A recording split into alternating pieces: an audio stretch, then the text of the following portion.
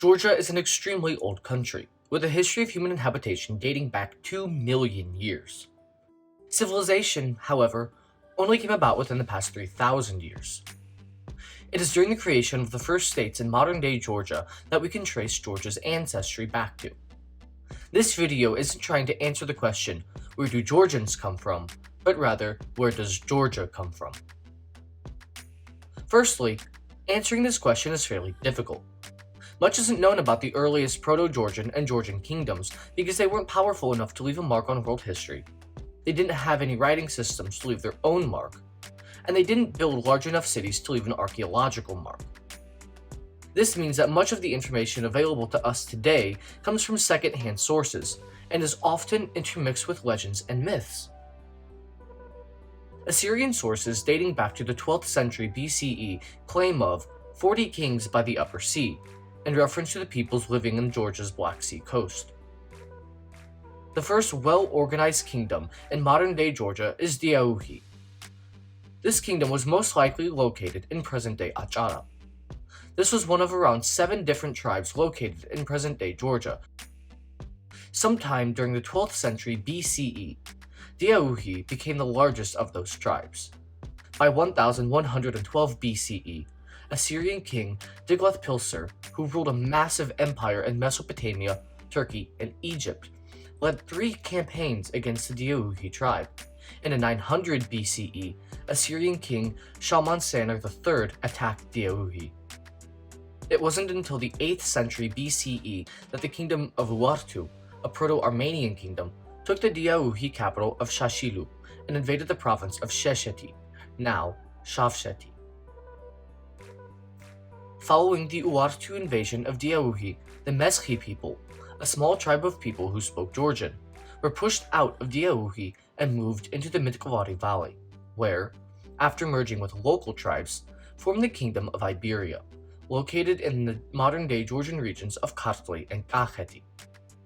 The regions of Samtskhe and Meskheti derive their names from the Meschi people, and their names mean land of the Meschi. After the fall of Diauhi, a new kingdom arose in the swamplands of western Georgia, the Colchis Kingdom.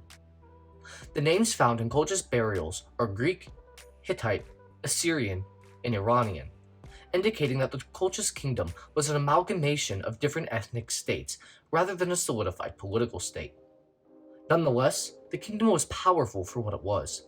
Its flax, cloth, and beads can be found in places as far away as Egypt and Phoenicia, and it's thought that the word pheasant comes from the word phasis, which is what the Rioni River used to be called.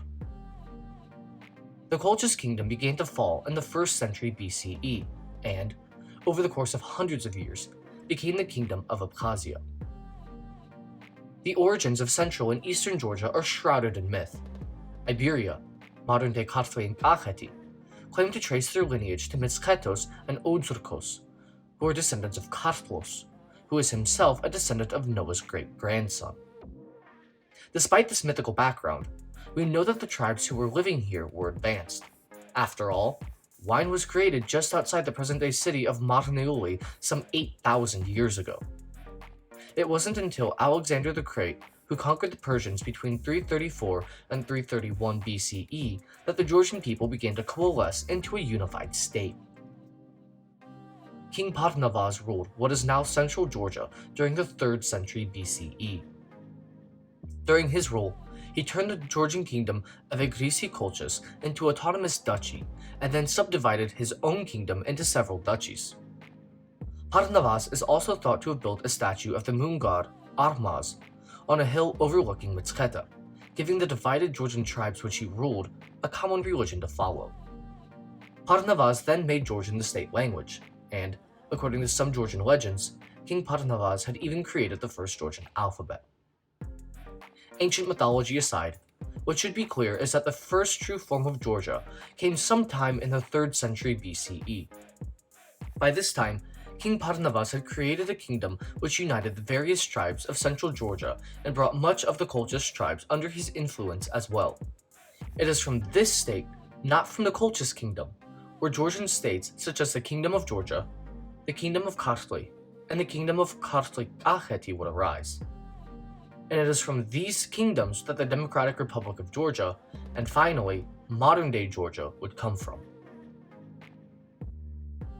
Even with all of that taken into consideration, Georgia's history is marred by its east-west division, and this dates back to its earliest formation. For more information about Georgia's history, the Georgian language, or Georgia in general, visit our website www.visiting-georgia.com. Thanks for watching.